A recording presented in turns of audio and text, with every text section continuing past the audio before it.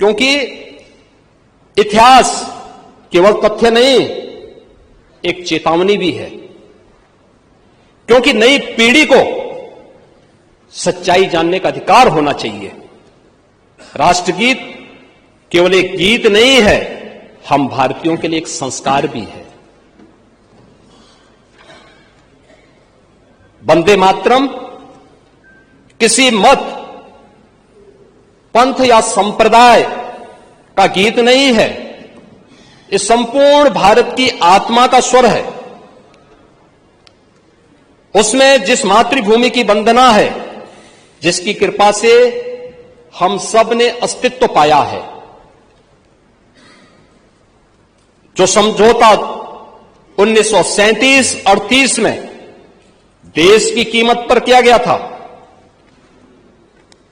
जिन लोगों ने किया था और जो लोग भी जाने अनजाने में आज वंदे मातरम का विरोध कर रहे हैं, इस राष्ट्रगीत का विरोध कर रहे हैं, उसका बहिष्कार कर रहे हैं, उन्हें इस देशवासियों से माफी मांगनी चाहिए।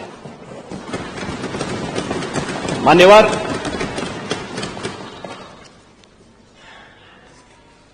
वंदे मातरम की जब हम बात करते हैं तो वास्तव में यह हम सब के लिए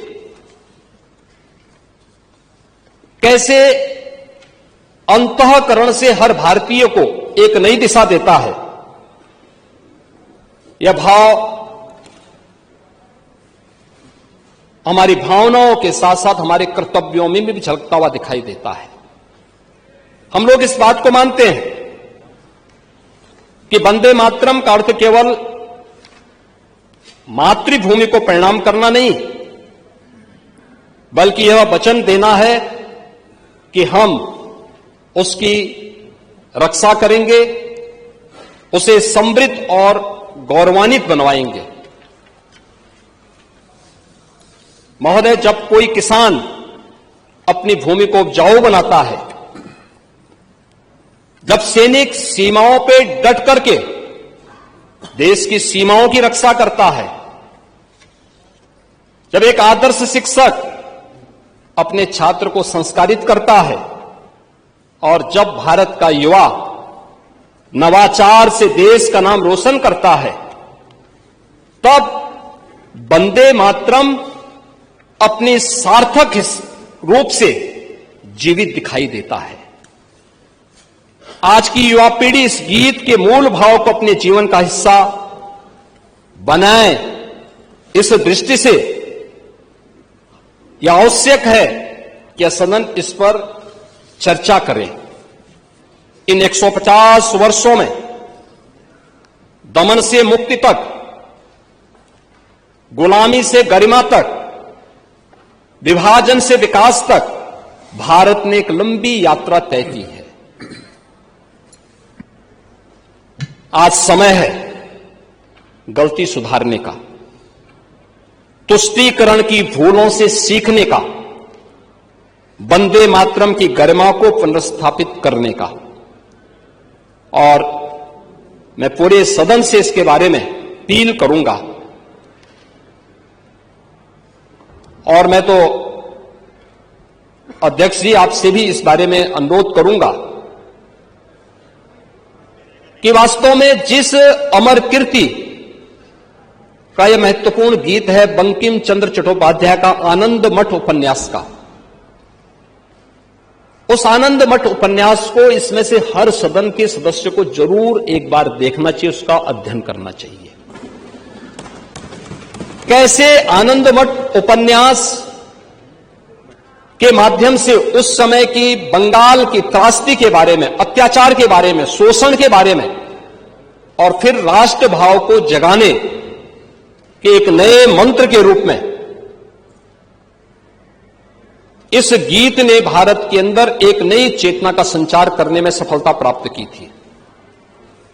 कैसे आनंद मठ का सन्यासी भारत की सुप्त चेतना को अत्याचार के खिलाफ, शोषण के खिलाफ जागरण करने में आगे काम कर रहा है, और आनंद मठ से जुड़ी हुई उपन्यास की प्रतियां सभी माननीय सदस्यों को एक बार प्राप्त हो और वे एक बार देखेंगे तो उनको लगेगा कि वास्तव में यह हर भारतीय का भाव है, जिसे वंदे मातरम के माध्यम से बंकिम चंद्र चट्टोपाध्याय ने अपने इस गीत के माध्यम से इस देश को देने और आने वाली पीढ़ी को एक नई प्रेरणा प्रदान की है।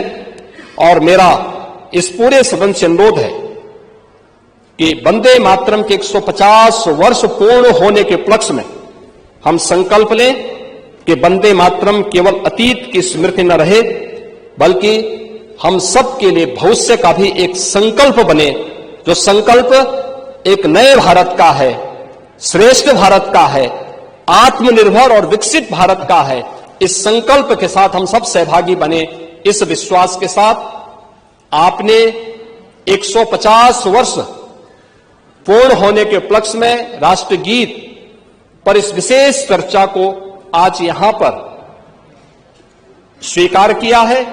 मैं इसके लिए एक बार फिर से अध्यक्ष जी आपका और पूरे माननीय सदन का हृदय से धन्यवाद करता हूं और विश्वास करता हूं कि उस संकल्प के साथ हम सब जुड़ करके अपने क्रांतिकारियों, उन महापुरुषों के संकल्पों को आगे बढ़ाने का काम करें जिन्होंने देश की आजादी के लिए अपना बलिदान दिया था।